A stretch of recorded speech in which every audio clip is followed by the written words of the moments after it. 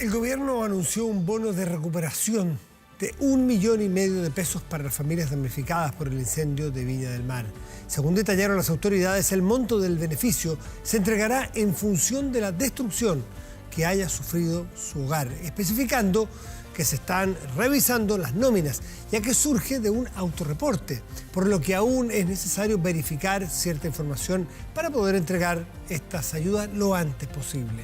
Este bono se entregará a las personas que han concurrido a llenar la ficha básica de emergencia, ante lo cual el Ministerio de Desarrollo Social y su ministro, George Jackson, hicieron el llamado para que los afectados se acerquen a los albergues donde se encuentran justamente llenando estas fichas de ayuda. Según indican las autoridades, es probable que más de 240 familias reciban este bono.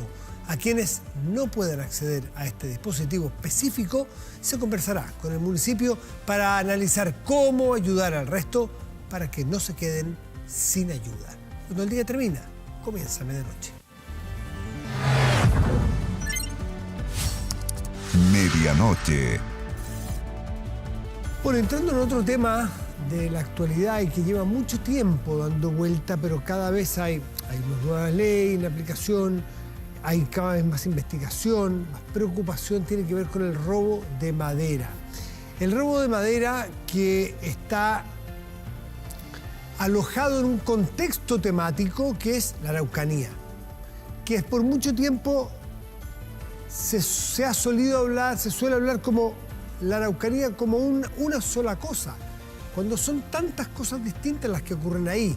Nos referimos a las noticias que desde demandas justas e históricas, hasta la vida de las comunidades, hasta delincuencia, hasta actos terroristas, dicho por el propio presidente de la República, hasta mafias del robo de la madera, que se enquistan por ahí y muchas veces tratan de pasar como reivindicaciones territoriales o reivindicaciones de una etnia, y se ha estudiado que son millonarias mafias que lucran mucho robando madera, a veces a vista y paciencia de muchos y poca fiscalización. Quien ha preparado un informe justamente sobre este tema, es diputado de la zona, es el jefe de bancada de la Democracia Cristiana, el diputado Eric Aedo. Eric, buenas noches, gracias por estar con nosotros. Buenas noches, Matías, ¿cómo estás tú? Muy bien, gracias. Este es un temazo muy relevante porque si se pudiera solucionar, erradicar, extirpar estas mafias que roban madera, así como la violencia se pudiera separar, pudiéramos ver con mucho más claridad cuáles son las necesidades económicas y sociales de las comunidades mapuches, que están muchas veces de ellas desesperadas por ayuda porque viven en mucha pobreza. ¿Cuál es el tamaño, cuál es la gravedad y la profundidad de este problema, que no tiene que ver necesariamente con chilenos, mapuche o quien fuera, sino que personas que delinquen? Sí, Matías, primero, gracias por esta posibilidad de conversar nuevamente contigo. La primera conversación que tuve contigo siendo jefe de bancada de la Democracia Cristiana, yo planteé este tema de los 6.000 camiones, no sé si tú lo recuerdas. Sí, claro, si hablamos del tema. Pero ¿cómo eso pasa?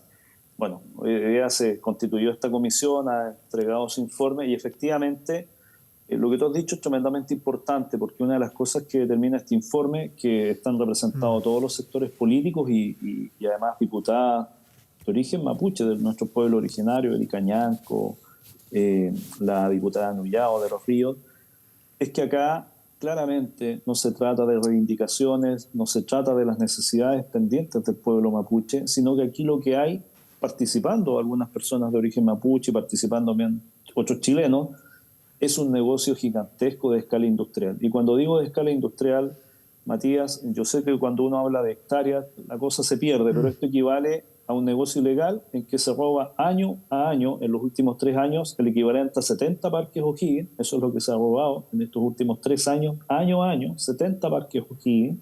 Es un negocio ilegal de más de $100 millones, que solo producir una de estas talas ilegales requiere, llamémoslo, de un capital de trabajo, un capital inicial para instalarse de $1.000 millones. Eso es lo que se requiere entre maquinaria, contratación de personas. Eric, cuando hablamos de una industria de este calado, no estamos hablando de ladrones furtivos con una motosierra que se saltan, unas vallas o unos alambres púas por abajo, dos troncos lo trozan y se lo llevan. Estamos hablando de una industria que tiene que instalar faenas.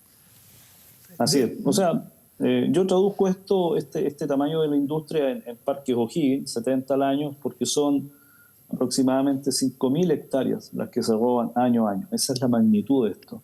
100 millones de dólares, 2,5 millones de metros cúbicos de madera, o sea, es muchísima madera. Esto, como bien dices tú, no es un par de caballeros con una motosierra, un hacha y una camioneta vendiendo leña.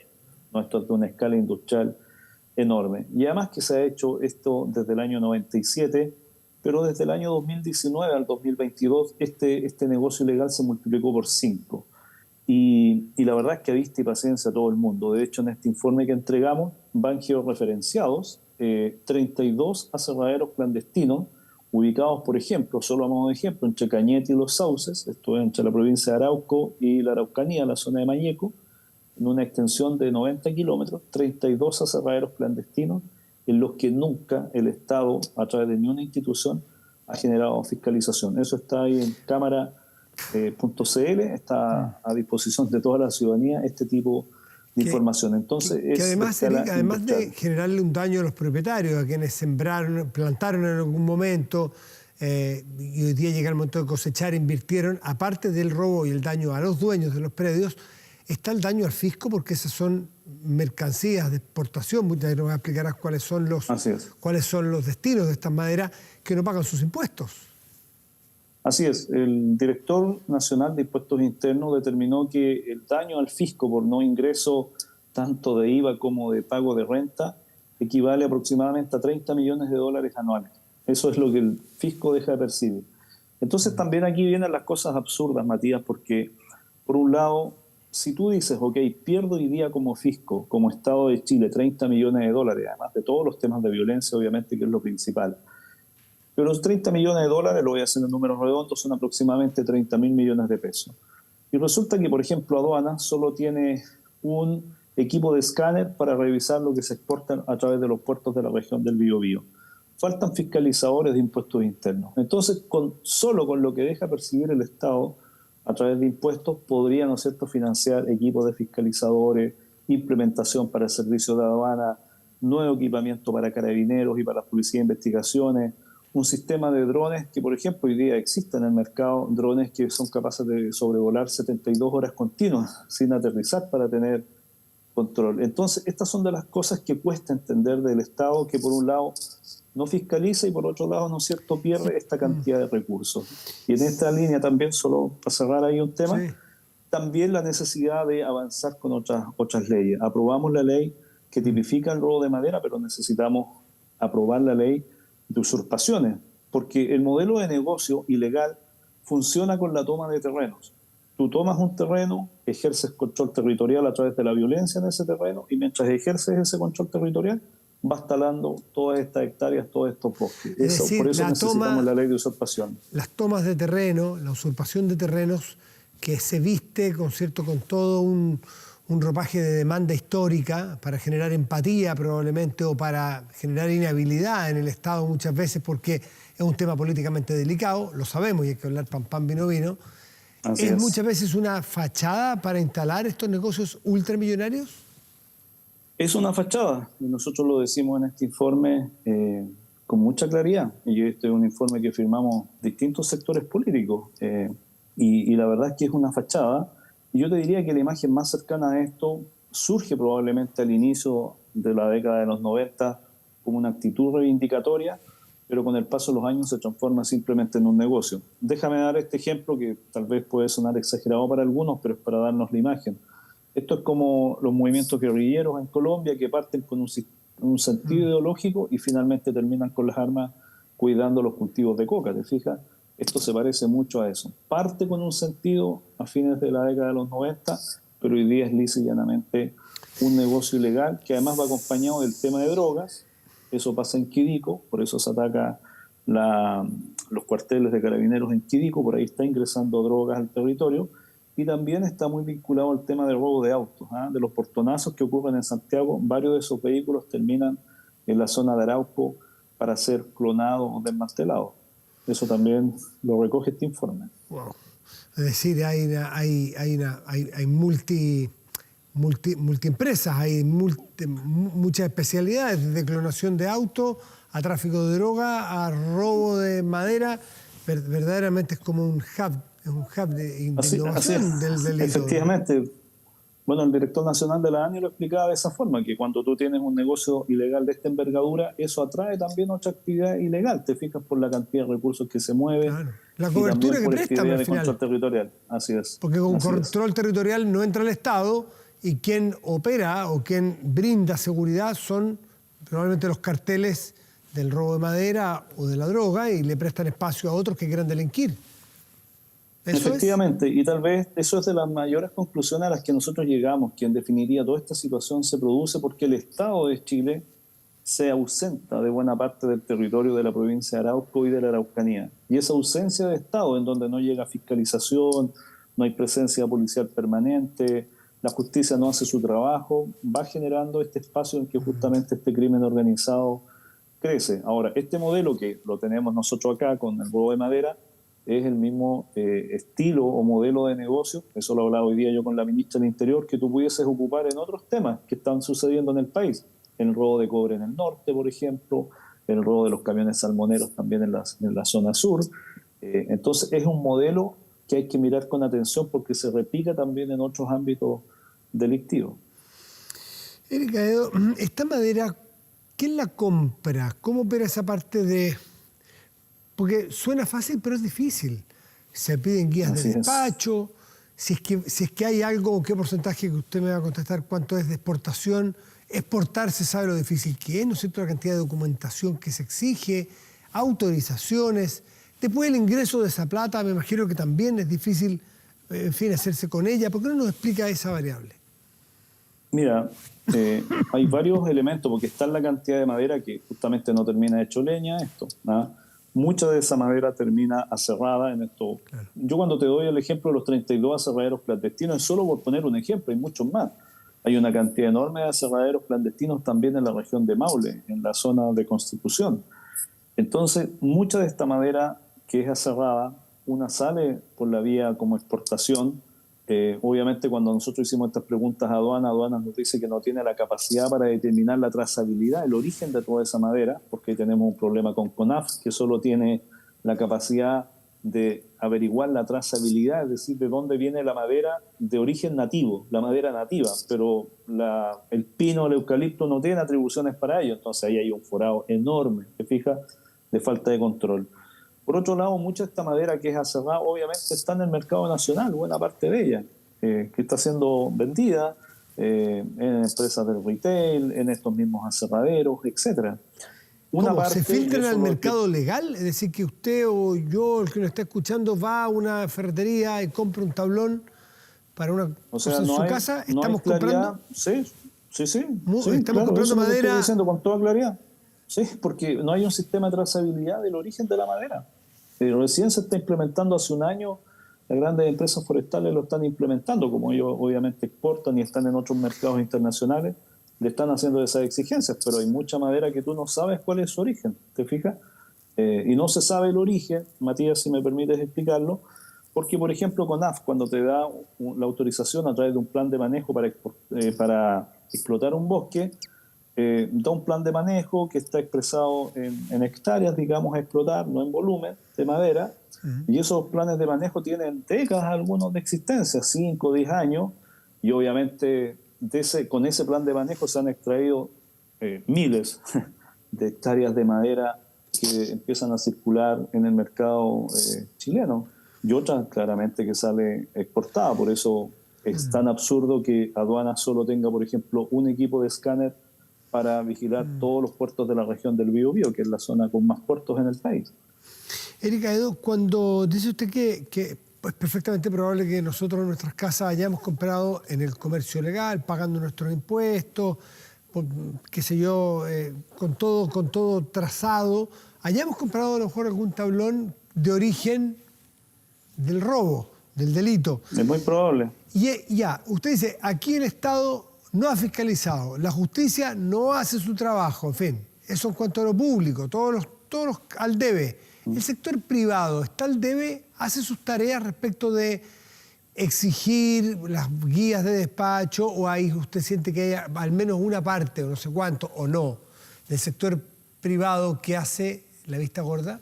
¿Usted cree que hay algo de eso o no? Mira, yo creo que, para contestar muy directamente, Matías, hace algo más de un año, empresas como CMPC y Arauco han generado un sistema de trazabilidad de cuál es el origen de la madera que compran, tanto para cerrar como para la celulosa. ¿Ok? Yo creo que hace un año y algo más, y de hecho nos mostraron cuál es el sistema de trazabilidad, y también eso hizo la Corman. Pero eso es un año y algo más. ¿Te fijas? De ahí para atrás hay un gran interrogante. Pero también invitamos a esta comisión, y Arauco y CMPC fueron a la comisión, igual que la Corman, expusieron en la comisión y mostraron todos los mecanismos de control. Pero las empresas del retail, que también venden madera, que fueron invitadas, ni una quiso asistir. Ni una. Yo no voy a dar los nombres, pero las grandes empresas del retail, donde uno va a comprar materiales de construcción, ni una quiso asistir a esta ¿Dieron comisión. alguna explicación? No, ni una explicación, cero. No dieron ni una explicación. Y hubiese sido interesante que ellos explicasen también cuáles son los mecanismos de control respecto de la madera que compran y que después ponen a la venta, ¿no es cierto?, en el mercado. No fueron, sin explicación. Bueno, ¿dónde está ese informe? En cámara.cl, ¿no es cierto? Si alguien quiere ver. Cámara.cl, sí, nosotros tenemos un informe ahí que están las conclusiones, que son 3 páginas, pero este es un informe de 91 páginas con un nivel de detalle enorme, importante, que ustedes pueden ver ahí, en línea, y seguir a través de Google, por ejemplo, todos los aserraderos clandestinos que no son fiscalizados. Pero mira, lo positivo es que sacamos adelante la ley que tipifica el robo de madera. Hablé con la ministra del Interior, ella está convencida de llevar adelante la ley de usurpaciones, y la justicia ha comenzado a actuar en estos últimos meses. O sea, la detención del líder de la CAM. Recientemente ha habido varias detenciones. Sí. Varias detenciones, en distintas y yo creo que regiones. eso ha sido parte de este trabajo. Exactamente. Así es. Y poner ojo, porque como se está trabajando fuertemente en la región del Biobío y en la región de la Araucanía, este ilícito se ha ido moviendo a la región. Hoy hubo de una los detención ríos. en la región de los ríos, por ejemplo. Estaba leyendo hace un poco rato. Así es. Eric Y ahí están Aedo, robando madera nativa, así que ojo con eso igual. Sí. Eric Aedo, interesantísimo tema, muy preocupante, porque no solo alcanza la industria de la madera, sino que alcanza el delito en general, con verdaderos distribuidores de delito, como lo está señalando. Vamos a leer ese informe con más detalle. Eric Aedo, diputado de Cristiano, diputado por el Biobío. Gracias por recibirnos esta noche. Muchas gracias a ti, Matías, que estén muy bien. Hacemos una pausa y volvemos. Espérenos. Estamos de vuelta y de inmediato revisamos las informaciones más destacadas de la jornada con Marcos Fleming. Hola Matías, hola a todos en sus casas. Vamos de inmediato con este resumen informativo aquí en Medianoche. Comenzó el catastro oficial de afectados por el incendio forestal en Viña del Mar. El gobierno anunció un bono de recuperación de 1,5 millones de pesos para los damnificados y también la entrega de viviendas de emergencia a partir de la primera quincena de enero. Retiran escombros a 4 días del voraz incendio que dejó cerca de 300 familias en la calle. Villamarinos del sector de Forestal Alto que ansían poner de pie nuevamente sus viviendas. Algunos piden materiales de construcción, otros definitivamente no saben por dónde empezar. Uno qué tipo de material va a pedir si uno no sabe. ¿Qué los van a decirlo? Esto está bueno, está malo. Alguien que venga, ingenieros que vengan a ver si esto sirve o no sirve para poder construir. Me interesa que vean las paredes cómo están, si van a servir o no. Pero el proceso que se viene tras el retiro de escombros es largo y engorroso. Ya se comenzó con la aplicación de la ficha básica de emergencia FIBE, que permite realizar un levantamiento de las necesidades de las familias afectadas. Lo inscribimos mal, entonces hay que modificarlo, porque yo soy sola con mis niños. Y mi hermana lo mismo, pues. Llenamos mal, pero hay que modificar, pues yo creo que sí se puede. Es importante porque tenemos que saber bien la población, aparte que somos una población bien unida. Tan unida de tradición y familias completas que habitan en el sector que no están dispuestos a abandonar sus sitios. Ni una gracia que nos cambien porque nos conocemos todos. Yo llevo acá más de 20 años y que nos muevan de acá muy difícil. No la dejo, no.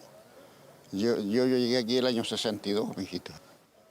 Así que, ¿cómo lo voy a dejar? Es muy relevante decir que el plan de reconstrucción que se genera no es un plan de reconstrucción solo pensado en la recuperación de la vivienda, sino que la prevención de riesgos y desastres. Por lo tanto, la definición de la instalación o no la instalación depende en primera instancia de este catastro que estamos anunciando. Debate que se genera tras la emergencia sector en que esta jornada se produjo un derrumbe, se dio la losa de una vivienda siniestrada dejando 2 personas con lesiones leves. Vimos que la losa empezaba a ceder, así a sonar, y cayeron todas hacia abajo. Lo que queremos es una ayuda más, porque el gobierno dijo que iba a ayudar con 1,5 millones. 1,5 millones no alcanza para nada, para parar media pieza. Es muy importante que estos equipos de trabajo sean guiados, sean orientados a que ellos tengan la capacidad de identificar estos factores de riesgo y puedan implementar medidas para poder prevenir que se accidenten. Hasta ahora las cifras arrojan que más del 90% de las 280 viviendas catastradas tienen pérdida total. Las viviendas de emergencia serán dispuestas para la primera quincena de enero. Además, se anunció un bono de recuperación de 1,5 millones de pesos depositado directamente al 85% de las familias que perdieron sus viviendas sin depender de la calificación socioeconómica. Va a ascender al monto de 1,5 millones de pesos. Esto se entrega a las familias que han concurrido a llenar la ficha FIBE, que es la ficha básica de emergencia, y en función de la destrucción que haya sufrido su hogar. Está bien, es una subvención que es importante en este momento. Entiendo que además tuviera la consideración de reajustarla al IPC, que me parece adecuado porque todos los alimentos y las cosas están demasiado caras. Ayudas que llegan a 5 días de que termine el año, mientras autoridades se enfocan en la etapa de reconstrucción tras el incendio, una que recién comienza y a la que le queda un largo camino por recorrer antes de que los afectados tengan nuevamente sus viviendas definitivas. Vamos ahora a hablar de política. Se busca una nueva fecha para la elección del Consejo Constitucional. El día 14 de mayo, que era la fecha propuesta para escoger a quienes van a redactar la propuesta, coincide con el Día de la Madre, lo que generó inmediatas complicaciones. El cambio de fecha tomó fuerza en el Senado y una posible postergación ya está siendo debatida. Desde que ingresó la reforma para habilitar un nuevo proceso constituyente la semana pasada, una fecha comenzó a generar dudas. La elección de los consejeros constitucionales el 14 de mayo, día que incluso fue materia de debate en el Comité Político en La Moneda. El 14 de mayo es el Día de la Madre, ¿no? Y puede ser un día no muy adecuado. El 14 de mayo es el Día de la Madre, así es que todas las madres queremos que se cambie. Por eso, cuando recién se inició la tramitación de la reforma, la fecha y sus puntos a favor y en contra se tomaron la discusión en la Comisión de Constitución. Continuara con la idea del 14 de mayo para que tengamos una fecha exacta. Las candidaturas tendrían que presentarse como último día el 13 de febrero.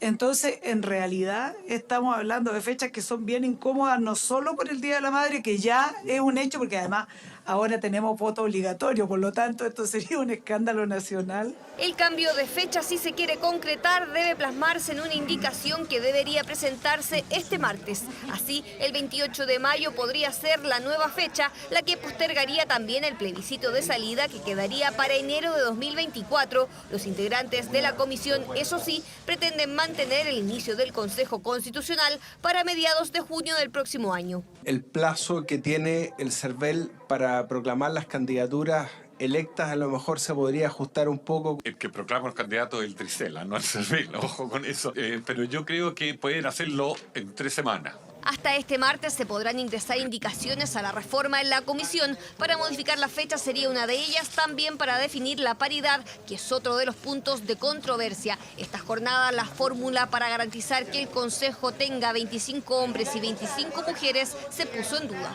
Mantener la paridad, por supuesto, de 25-25, provocando las menos distorsiones posibles dentro del esquema de votaciones dentro del país. La fórmula de paridad que se está proponiendo, a mi juicio, lo que va a afectar es que aquellas regiones que son las más pequeñas, las que eligen, por ejemplo, a 2 consejeros, se van a ver afectadas. El Partido Republicano, que no firmó el acuerdo el pasado 12 de diciembre, presentará indicaciones de fondo. En total son 14 propuestas de cambio con las cuales, por ejemplo, pretenden reponer la idea de un plebiscito de entrada que consulte si gusta o no el acuerdo para continuar con el proceso constituyente. ¿Cuál es la argumentación que se tuvo para eliminar la posibilidad de un plebiscito de entrada? Su partido político, voluntariamente, yo no voy a criticar la decisión porque su partido puede hacer lo que estime conveniente, decidió retirarse. Entonces, nadie después siguió planteando ese punto. Las indicaciones de los firmantes del acuerdo no afectarán el contenido del texto y las redactarán los profesionales que escribieron la reforma constitucional, reforma que fue aprobada en general en la Comisión de Constitución, instancia que pretende dejar la lista este miércoles para que la otra semana sea votada por la Sala del Senado. La Corte Suprema decidió no realizar un nuevo concurso para fiscal nacional. En definitiva, el máximo tribunal determinó reemplazar el nombre de Marta Herrera en la quina de postulantes. Con un nuevo proceso de selección descartado, este martes se va a realizar un pleno extraordinario para escoger al candidato que va a completar el listado de 5 nombres que pretenden liderar el Ministerio Público. El anuncio se dio a minutos que se conociera la renuncia de uno de los postulantes, el abogado y ex subdirector jurídico del Servicio de Impuestos Internos, Cristian Vargas. Con esta baja son 8 los nombres que quedan para completar la quina. De esa nómina, el gobierno escogerá al tercer seleccionado en menos de 2 meses, que será presentado al Senado, la instancia que nuevamente debe analizar la postulación y determinar si aprueba o rechaza a quien busque liderar la Fiscalía Nacional. El Pleno de la Corte Suprema ha decidido convocarse para mañana a las 8:30 horas a fin de completar la cinquena para el nombramiento del fiscal nacional. 8:30 de la mañana entonces es la convocatoria en este pleno extraordinario. Y vamos a otras informaciones. Controversia ha generado la posible anulación del juicio contra Martín Pradenas, quien fue condenado a 20 años de cárcel en agosto pasado por 7 delitos de connotación sexual. Según publicó La Tercera, la falta de imparcialidad de uno de los jueces del caso, Leonel Torres, quien también es youtuber, habría derivado en la nulidad del juicio, que significaría volver a foja cero. Ambos delitos se encuentran en grado de desarrollo consumado y en ambos al imputado le corresponde responsabilidad como autor ejecutor, por lo que el veredicto respecto a estos hechos será condenatorio. El pasado 6 de agosto, el juez Leonel Torres Lavé entregaba el veredicto contra Martín Pradenas, que sería condenado a 20 años por 7 delitos de connotación sexual. La decisión unánime marcaba un precedente contra la violencia de género y por la lucha que llevó adelante la familia de Antonia Barra, una de las víctimas de Pradenas, quien con 21 años se quitó la vida. Aquí hubo una muerte y no se está respetando tampoco la vida de mi hija, el daño psicológico del resto de las personas, del resto de las víctimas.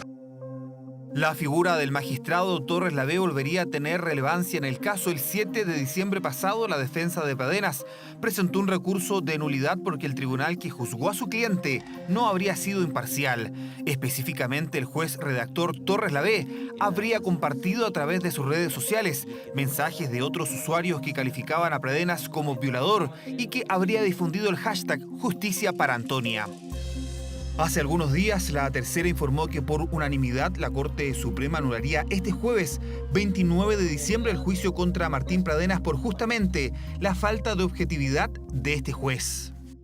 Bueno, insisto, acá el Poder Judicial es autónomo en definir esas normas. A nosotros lo que nos pete siempre es promover que las normas y la regulación del Poder Judicial y que todos los jueces en todos los juicios puedan operar con la máxima imparcialidad, y eso es algo que obviamente el máximo tribunal, la Corte Suprema, tiene que resguardar permanentemente. Buen día, estimadas y estimados colegas. Los saludo cordialmente en este año 2021.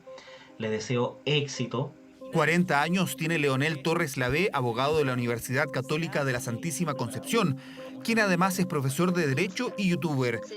Su página se llama Netflix Jurídico y tiene más de 14.000 suscripciones donde cobra por la membresía. Su último video data de un año atrás. Vamos a hablar de un tema súper relevante en el ámbito práctico y que dice relación con la apelación.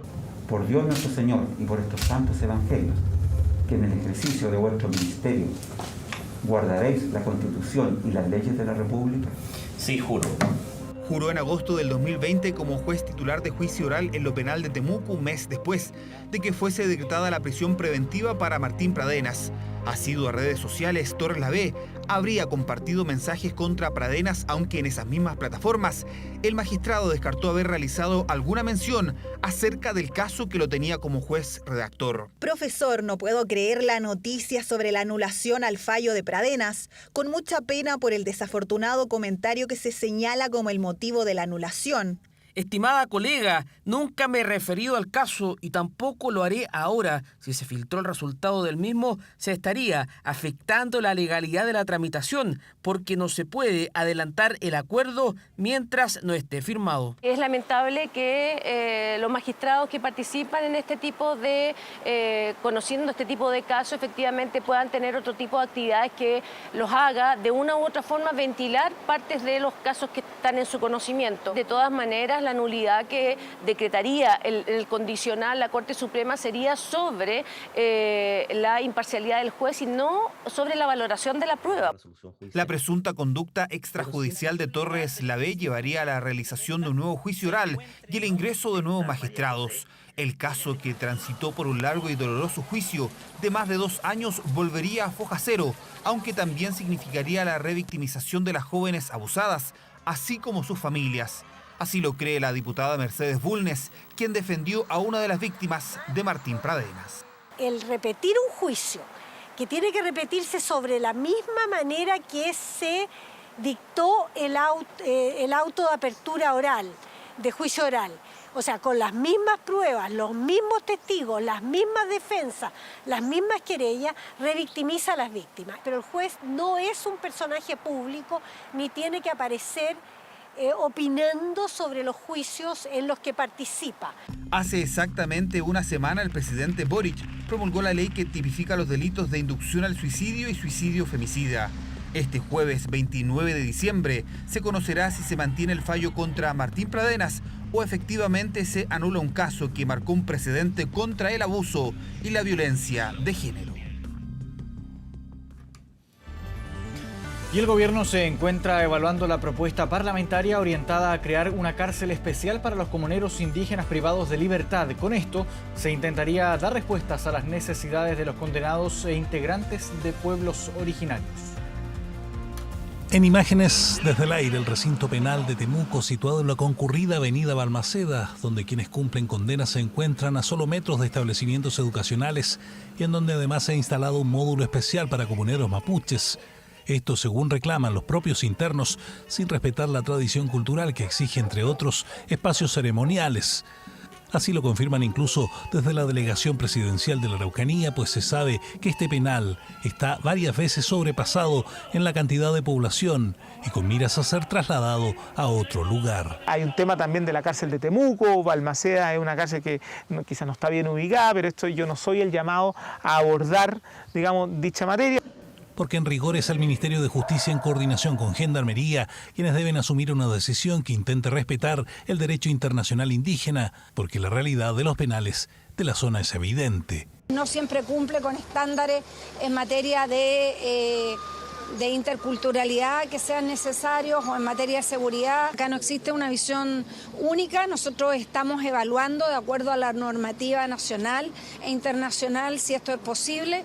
Los parlamentarios de la Araucanía fueron los autores de esta propuesta que ya está en la mesa del gobierno. La verdad es que deben estar fuera del radio urbano. Ojalá una cárcel de alta seguridad en un lugar rural en la Araucanía. Se hace indispensable realizar procesos de consulta con las comunidades, primero que todo, y también con los familiares de quienes hoy día están privados de libertad. No hacer que esto signifique un privilegio, sino que precisamente una buena forma de velar por la reclusión de aquellas personas que se encuentran, en este caso, en la condición especial de ser de pueblos originarios. No nos gustaría que esto fuera a homologar Punta Peuco, porque a nuestro juicio eso debe haber estado siempre en cárceles donde puede ser segmentado al interior de una cárcel. Pero una postura frontalmente en contra encontró la propuesta en la dirigencia del Consejo de Todas las Tierras. Hay otras iniciativas suficientemente más legítimas y más apropiadas con el derecho internacional y el derecho nacional del país. Me refiero a la instauración de medida sustitutiva en donde participen las comunidades mapuche de manera directa con su institucionalidad y no mitigar un conflicto instaurando cárceles en el territorio mapuche. Desde el Palacio de la Moneda se toma nota detallada de las posturas que buscan un penal exclusivo para comuneros mapuches. Se toma esta propuesta y se va a evaluar, ¿no? Pero considerando que ha sido una propuesta que se ha levantado de manera transversal y que por cierto hay que estudiar, y así lo ha señalado el Ministerio de Justicia. Actualmente en la Araucanía se cuenta en Angola y Temuco con cárceles con módulos especiales para comuneros, donde únicamente hay imputados y condenados descendientes del pueblo mapuche o quienes se identifiquen como parte de los pueblos originarios. Y la rotonda de Plaza Baquedano tiene ya sus días contados. Este lunes el presidente firmó un convenio para reactivar el proyecto de recuperación y transformación del eje Alameda Providencia, que incluye mejorar más allá de Plaza Italia, incluyendo cambios en comunas como Estación Central y Lo Prado. Lo que antes de La Patria era un brazo del Mapocho llamada La Cañada, se transformó luego en el Paseo de las Delicias. Bernardo Higgins proyectó lo que pretendía fuera un lugar de encuentro. Esa avenida es la que conocemos hoy como Alameda Bernardo Higgins. Durante muchos años fue el lugar probablemente más bello de la ciudad. El estado de nuestra nueva Alameda Providencia es bastante triste, lamentable. Producto de una suma de factores que todos conocemos, un lugar que en vez de llenarnos de orgullo, nos llena de tristeza. Y si por más de 100 años fue un punto de celebración, el estallido social no solo provocó la salida del monumento al general Baquedano, de la misma manera, su florida rotonda desapareció y decenas de inmuebles comerciales y patrimoniales incluidos ardieron o quedaron seriamente dañados. Porque siempre es muy lindo, pero es mucho desorden. La gente se vuelve loca. Yo vivo aquí, en este edificio, en el de Baquedano. El proyecto sería pintar, arreglar los edificios, arreglar todo lo que destruyeron. Uno camina por aquí y se ve igual bien feo cuando está todo rayado. Por eso, este lunes 26 de diciembre se firmó el acuerdo para remodelar el eje Alameda Providencia. Pero quiero decir que esta iniciativa no responde a colores políticos particulares. Refleja una visión de país, uno en donde los espacios públicos tienen que estar a disposición de la ciudadanía, de su encuentro. Es el eje Alameda desde Lo Prado hasta Providencia, y lo estamos haciendo de forma participativa, con los vecinos, con los comerciantes. Aunque hayan diferencias políticas, aunque no nos guste quién gobierna, aunque hayan problemas graves, que no permitamos nunca más en Chile que se avale o que por lo menos no se condene como corresponde la destrucción de la ciudad como la vimos. El director de la Escuela de Arquitectura de la Universidad Católica, Luis Berchani, ha estudiado a fondo el tema y cree que es urgente sacar la rotonda. Probablemente en algún momento a principios del siglo XX fue un espacio donde, por ejemplo, los tranvías daban la vuelta y giraban para retornar por la Alameda. Bueno, una de las razones de la figura también es que debajo de la rotonda hay un estanque de agua, y esa es una de las razones por las cuales nunca se ha podido demoler por completo ni reemplazar. Claramente hay que remodelarlo. Esta es una plaza que responde a una lógica de principios del siglo XX, mucho más simbólica, de una ciudad que cambió. El gobierno de Michelle Bachelet convocó un concurso internacional para interconectar Santiago y Providencia. Convocatoria ganada por Lion, Bosch y Martich, pero cambió el gobierno y el proyecto quedó en carpeta. Por lo tanto, era un rediseño que ponía como eje básicamente el espacio público, los peatones y el mejoramiento de las áreas verdes, particularmente los grandes parques y la arborización. En aquella maqueta se disminuye la rotonda y se saca el monumento. La Alameda y Providencia son una calle continua. Se ensanchan las veredas y se interconectan los parques Balmaceda con el Forestal y también el Parque Baquedano. Algo similar se busca con este proyecto, incluyendo la reapertura del acceso al metro, que hoy es una suerte de memorial. Mira, acá está todo mal, o sea, hay que arreglar las fachadas, sí hay que arreglar, hay que sacar Baquedano. Ahora quieren abrir el acceso al metro, ¿y dónde queda la memoria de lo que pasó acá? El proyecto incluye también las comunas de Lo Prado y Estación Central, como a la vez la recuperación de las fachadas que hoy lucen rayadas o sucias. Recuperarlo creo que no solamente le va a traer dignidad a quienes ocupan este eje, sino que le va a traer esperanza a toda la ciudad de Santiago. La gente quiere su ciudad limpia. 1 de cada 3 santiaguinos pasan a diario por aquí, algo así como 2 millones de personas. Hoy es agreste para el peatón, confuso para los automovilistas y es crítico en momentos de tensión. Por eso, el eje Alameda Providencia va a cambiar. Habrá más ciclovías, mayor acceso a peatones y sin rotonda. Son 115.000 millones de pesos que buscarán que este punto central conviva de mejor manera en la ciudad y con sus habitantes. 1 de la madrugada con 51 minutos. Vamos a la pausa y ya volvemos. Estamos de regreso en Medianoche. Nos vamos de inmediato a las calles de Santiago. Vamos a tomar contacto con Yesenia Yamet, que trae las informaciones policiales de las últimas horas. Yesenia, ¿cómo estás? Buenas noches. Hola Marco, muy buenas noches. Nos vamos directo a la comuna de Santiago, donde un hombre murió baleado al interior de un CITE ubicado en la calle Copiapó con intersección con la calle Santa Rosa. Este hecho se dio cerca de las 9 de la noche, cuando esta persona transitaba por afuera de este CITE. Es ahí donde en plena vía pública le disparan en reiteradas oportunidades. Personas que aún se desconoce qué relación tienen y también cómo habrían llegado hasta ese lugar. Luego de recibir los disparos, este hombre ingresa a este CITE que tenía su puerta abierta y cae desplomado al interior de este. Existe también una segunda persona lesionada que presuntamente estaría vinculado con el grupo de personas que provocan este crimen, que realizan este homicidio. Este hombre fue encontrado en el entretecho de este CITE con una herida de bala en una de sus piernas, la cual le provocó una fractura. Pasemos a escuchar declaraciones de las autoridades pertinentes al respecto.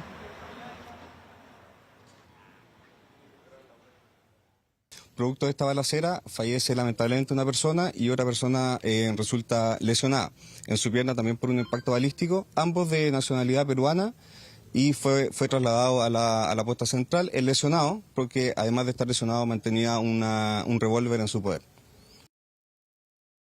Un grupo de sujetos desconocidos llegaron al lugar y procedieron a efectuar diversos disparos en contra de estas dos personas. Bueno, ambos son ciudadanos peruanos, adultos. La persona fallecida tiene lo que se ve a primera vista, sin perjuicio que todavía no se ha periciado el cuerpo.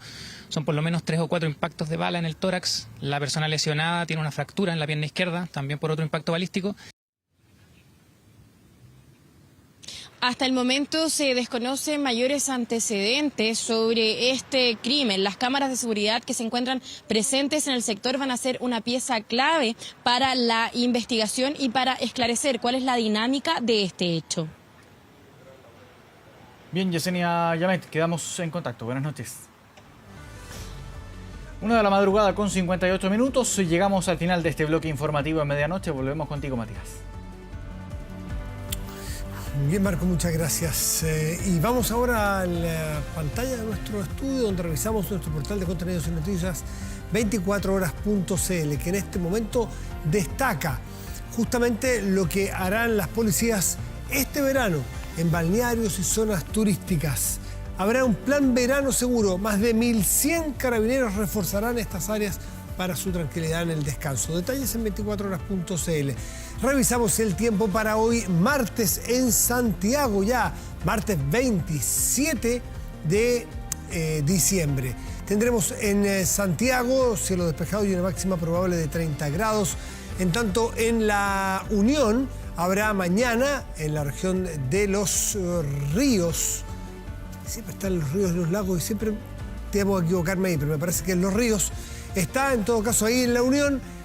Habrá cielo parcial y una máxima probable de 22 grados. Con esta información nos despedimos, agradecemos su atención, nos dejamos invitados a seguir atentos a las pantallas de TVN y todas sus plataformas. Que tengan muy buenas noches y gracias por venir.